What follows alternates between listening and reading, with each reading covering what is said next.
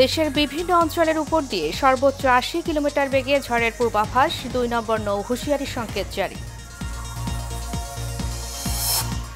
মধ্যরাতে শেষ হচ্ছে প্রথম দফা উপজেলা নির্বাচনের প্রচারণা, সুষ্ঠু পরিবেশ নিশ্চিতে ইসির ব্যাপক প্রস্তুতি।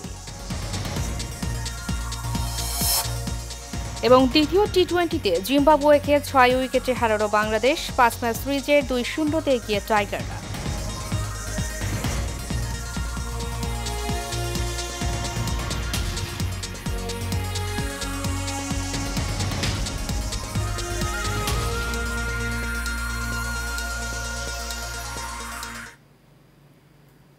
স্বাগত এশিয়ান নিউজে, আপনাদের সাথে আছি আমি উর্মি আক্তার। এতক্ষণ শুনছিলেন বিআরবি কেবল ব্রাসেলস লিমিটেড সংবাদ শিরোনাম। এবারে চলে যাচ্ছি পুরো খবরে।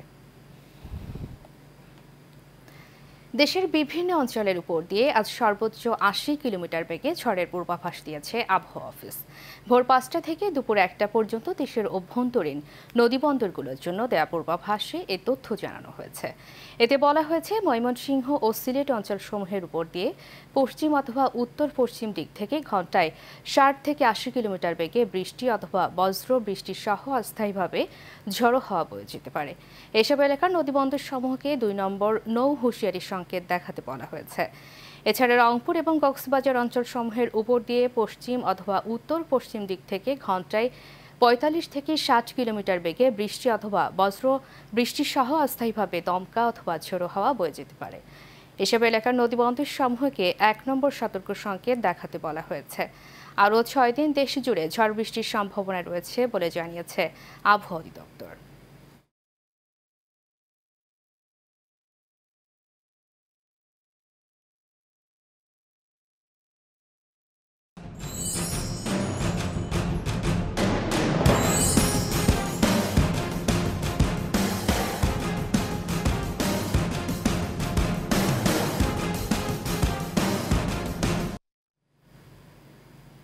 এবারে উপজেলা নির্বাচনের খবর। মধ্যরাতে শেষ হচ্ছে প্রথম ধাপের উপজেলা নির্বাচনের প্রচারণা, তাই শেষ মুহূর্তে দম ফেলার সময় নেই প্রার্থীদের। ভোট থেকেই ভোটারদের কাছে ছুটছেন তারা। এদিকে নির্বাচনী পরিবেশ সুষ্ঠু রাখতে কমিশনের পক্ষ থেকে নেওয়া হয়েছে ব্যাপক প্রস্তুতি। জামালপুর থেকে মোস্তাফিজুর রহমানের পাঠানো তথ্য ছবিতে বিস্তারিত জানাচ্ছেন অনুকৃতাদিত্য।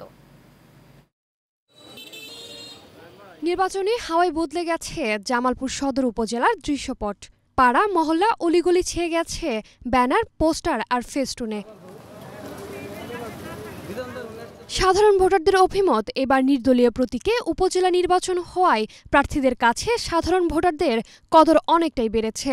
তাই সকাল থেকে রাত পর্যন্ত পাড়া মহল্লায় মাইকিং, কর্মী সভা, উঠান বৈঠক ও মত বিনিময়ের মাধ্যমে ভোটারদের কাছে ছুটে আসছেন প্রার্থীরা।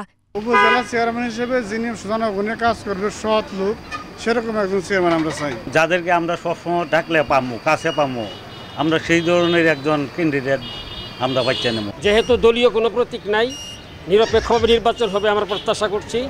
সুষ্ঠু ভোট হলে নিজেদের জয় নিশ্চিত বলে আশাবাদী প্রার্থীরা। জামালপুর সদরকে স্মার্ট উপজেলা হিসাবে গড়ে তোলার প্রত্যয় নিয়েই আমি এই নির্বাচনে অংশগ্রহণ করেছি। আমি যদি নির্বাচিত হয়ে মানুষের সেবা করব এবং এলাকার উন্নয়ন করব, এই সংকল্প নিয়ে আমি নির্বাচনে অংশগ্রহণ করেছি।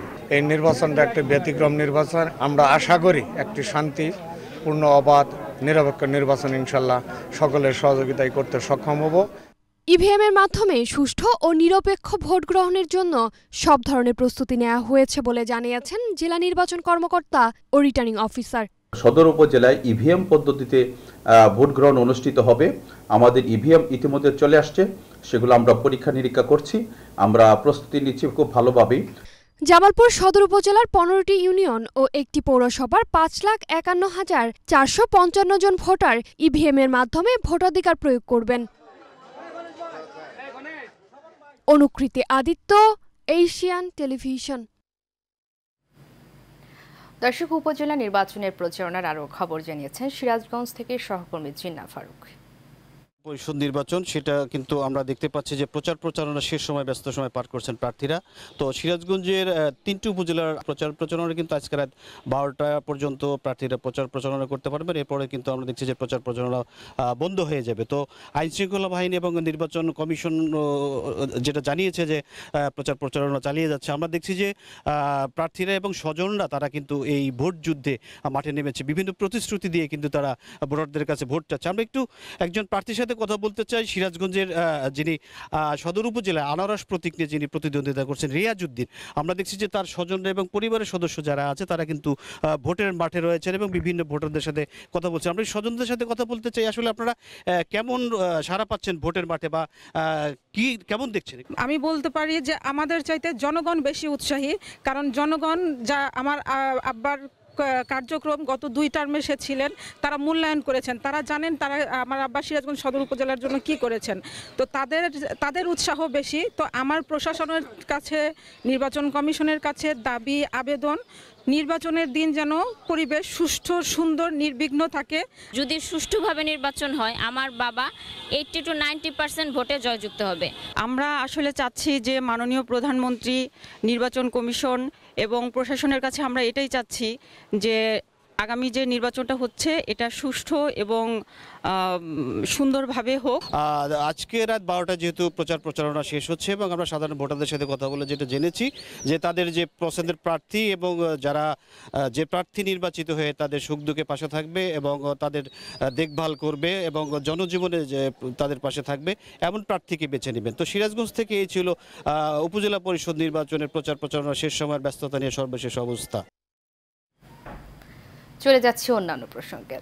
বঙ্গবন্ধু সৈনিক লীগের কেন্দ্রীয় সভাপতি বীর মুক্তিযোদ্ধা আলহাজ হারুন রশিদ সিআইপি বলেছেন, প্রধানমন্ত্রী শেখ হাসিনার হাতকে শক্তিশালী করার জন্য সৈনিক লীগের প্রতিটি নেতাকর্মীকে আরও উদ্যমী হতে হবে এবং সবাইকে দল ও দেশের কল্যাণে কাজ করতে হবে।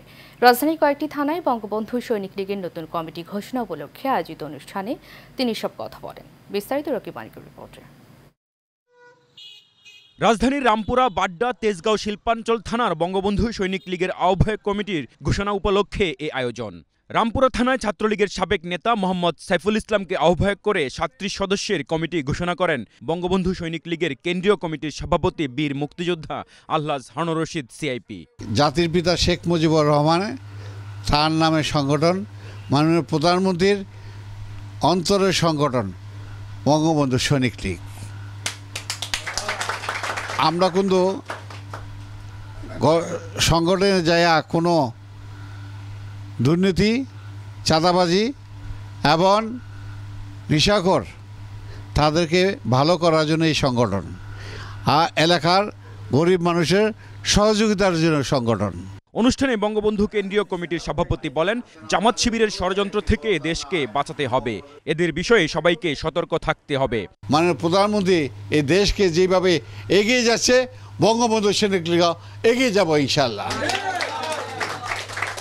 আমরা মাননীয় প্রধানমন্ত্রীর হাতকে শক্তিশালী করার জন্য বঙ্গবন্ধু সৈনিক লীগ করছি এবং করব, যতদিন বেঁচে থাকবো বঙ্গবন্ধু সৈনিক লীগকে শক্তিশালী করে আজকে মাননীয় প্রধানমন্ত্রীর হাতকে শক্তিশালী করব। পরে বাড্ডা থানায় মাসুদ রানাকে আহ্বায়ক করে, খিলকেত থানায় ইঞ্জিনিয়ার মঞ্জুর আহমেদকে ও তেজগাঁ শিল্পাঞ্চলে শামসুর রহমান স্বপনকে সভাপতি করে কমিটি দেওয়া হয়। আমাদের ধর্ম হইব মানুষের সেবা, যে যেই ধর্মের হোক তাকে শ্রদ্ধা করব, মানুষকে সেবা করব। মাননীয় প্রধানমন্ত্রী বলছেন কোনো ধর্ম নিয়ে কথা বলতে না করছেন। আমরা চাই আমাদের আগামী দিনগুলোতে জাতির পিতার জন্য আমরা দোয়া করব, আল্লাহ তুমি তার টঙ্গিপাড়া জন্ম দিয়েছিলে, সেই জন্য আমরা পেয়েছি।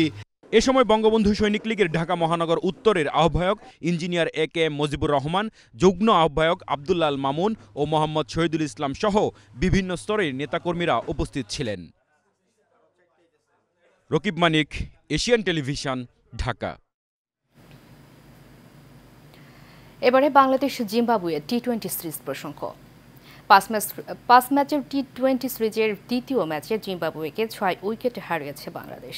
চট্টগ্রামের জহুর আহমেদ চৌধুরী স্টেডিয়ামে টস জিতে আগে ব্যাট করতে নেমে তাসকিন আহমেদ ও রিশাদ হোসেনের দুর্দান্ত বোলিংয়ে মাত্র 42 রানে 5 উইকেট হারিয়ে চাপে পড়ে সফরকারীরা। তবে জনাথন ক্যাম্পবেল ও ব্রায়ান বেনিটের 40 রানের উপর ভর করে 138 রানের পুঁজি পায় জিম্বাবুয়ে। লক্ষ্য তারাই দারুণ শুরু করে বাংলাদেশ, এরপরই দ্রুত উইকেট হারিয়ে চাপে পড়ে টাইগাররা। তবে মাহমুদুল্লাহ রিয়াদ ও তাওহিদ হৃদয়ের দায়িত্বশীল ব্যাটিংয়ে 9 বল হাতে রেখে জয় তুলে নেয় বাংলাদেশ। এই জয়ে 5 ম্যাচে সিরিজের 2-0-তে এগিয়ে গেল নাজমুল হোসেন শান্তর দল।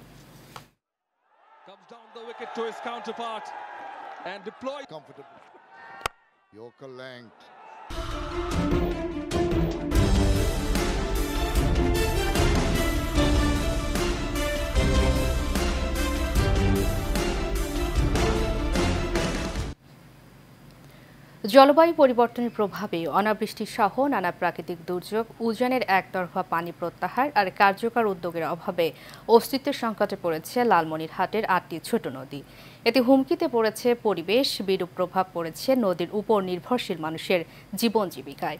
নদীগুলো বাঁচাতে কার্যকর উদ্যোগ চান স্থানীয়রা। লালমনিরহাট প্রতিনিধি নিয়ন দুলারের প্রতিবেদনে বিস্তারিত জানাচ্ছেন অনুকৃতি আদিত্য। বৈশাখের খরাতাপে পুড়ে খাখা করছে রত্নাই, স্বর্ণমতী, সতী, ত্রিমোহনী সহ লালমনিরহাটের 8টি ছোট নদী। সেই সাথে নেই বৃষ্টি, উজান থেকেও আসছে না পানি। পানি না থাকায় ব্যাহত হচ্ছে মাছের প্রজনন, বিলুপ্ত হচ্ছে দেশীয় নানা প্রজাতির মাছ। অন্যদিকে ভূগর্ভস্থ পানির স্তর নিচে নামছে প্রতিনিয়ত। নাব্য সংকটে হারিয়ে গেছে নৌপথগুলো। মৌসুমে অনেক, কিন্তু মনে করো না হলে 1 কোমর পানি ছিল, কি 5 ফিট পানি ছিল, এখন কিন্তু 1.5 ফিট পানিও নাই নদীতে। এখন নদী শুকনো হয়ে গেছে, নদীতে কোনো মাছ নাই। আগে তো পানি হয়েছিল, এলা তো পানি নাই, এলা তো আবার সবাই তো মানুষ করিবার হয় না। নদী রক্ষায় পানি উন্নয়ন বোর্ডের প্রকল্পের আওতায় 3টি নদীর 85 কিলোমিটার খননের পাশাপাশি 2 পার উঁচু করার কথা থাকলেও তা বাস্তবায়ন হয়নি। যেমন বিভিন্ন জায়গায় বাঁধ দিয়ে পানিগুলো তারা ডাইভারশন করে অন্যদিকে নিয়ে তারা চাষাবাদ করতেছে, ফলে উজান থেকেও পানি আসতেছে না। বিভিন্ন কারণে এই নদীগুলো শুকিয়ে যাচ্ছে। নদীকেন্দ্রিক অর্থনীতি সুরক্ষায় সমন্বিত উদ্যোগ নেওয়া জরুরি বলে মনে করেন এই গবেষক। ছোট ছোট নদীগুলোর কিছু খনন হয়, সেগুলো এত অবৈজ্ঞানিক পদ্ধতিতে খনন হয় যে নদীগুলোর উপকারের চেয়ে যেন ক্ষতিই বেশি হয়। ছোট ছোট নদীগুলোর জন্যও আমাদের বিশেষ পরিচর্যা এবং বিশেষ ব্যবস্থা গ্রহণ করা অত্যন্ত জরুরি। তবে জেলা নদী রক্ষা কমিটি বলছে, নদীর জটিলতা থাকলেও নদীগুলোর সীমানা নির্ধারণ ও খননের প্রয়োজনীয় ব্যবস্থা নেওয়া হচ্ছে। আমরা সেখানে ডিমার্কেশন করেছি, চিহ্নিত করেছি, এটা ঠিক আছে, কিন্তু লোকজন সেখানে ভুট্টা লাগিয়েছে। সীমানা নির্ধারণের কাজ চলমান রয়েছে, পানি উন্নয়ন বোর্ডের মাধ্যমে ইতিমধ্যে বেশ কিছু দূর এগিয়ে গেছে। ডিমার্কেশন করে যদি আমরা ড্রেজিং করতে পারি, নদীগুলো সচল থাকবে, সে কাজও আমাদের চলমান আছে। নদীর প্রাণ রক্ষায় সীমানা নির্ধারণের পাশাপাশি যথাযথ খননের উদ্যোগ নেয়ার দাবি স্থানীয়দের। অনুকৃতি আদিত্য, এশিয়ান টেলিভিশন। কুয়েতে বসবাসকারী প্রবাসী বাংলাদেশিদের বহুল প্রত্যাশিত ভোটার নিবন্ধন ও জাতীয় পরিচয়পত্র সেবা প্রদান কার্যক্রম উদ্বোধন করা হয়েছে। বাংলাদেশি দূতাবাসে কুয়েতে নিযুক্ত বাংলাদেশের রাষ্ট্রদূত মেজর জেনারেল অবসরপ্রাপ্ত মোহাম্মদ আশিকুজ্জামানের সভাপতিত্বে ও কাউন্সিলর ও দূতালয় প্রধান মোহাম্মদ মনিরুজ্জামানের সঞ্চালনায় এনআইডি কার্যক্রম উদ্বোধন করেন বাংলাদেশ নির্বাচন কমিশনার ব্রিগেডিয়ার জেনারেল অবসরপ্রাপ্ত মোহাম্মদ আহসান হাবিব খান। অনুষ্ঠানে 19 জন প্রবাসী বাংলাদেশিদের হাতে স্মার্ট এনআইডি কার্ড তুলে দেওয়া হয়।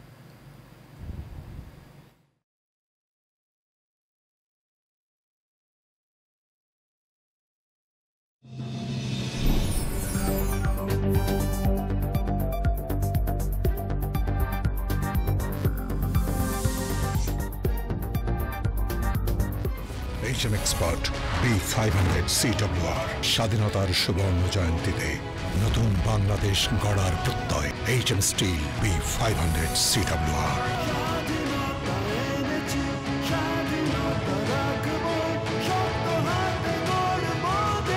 HM Steel। এবারে HM Steel চট্টগ্রাম সংবাদ।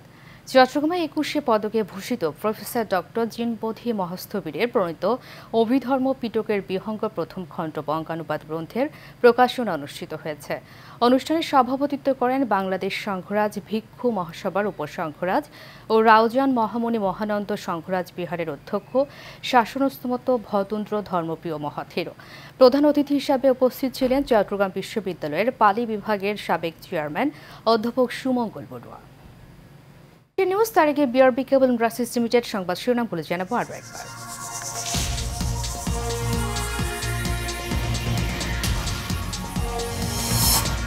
দেশের বিভিন্ন অঞ্চলের উপর দিয়ে সর্বোচ্চ ৮০ কিলোমিটার বেগে ঝড়ের পূর্বাভাস, ২ নম্বর নৌ হুঁশিয়ারি সংকেত জারি।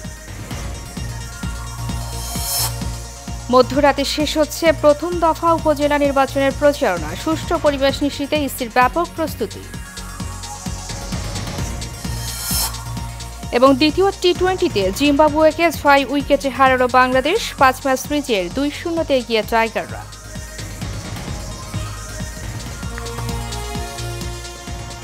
এশিয়া নিউজ এ পর্যন্তই। পরবর্তী সংবাদ দেখার আমন্ত্রণ জানিয়ে শেষ করছি। ধন্যবাদ সবাইকে এত সময় সাথে থাকার জন্য।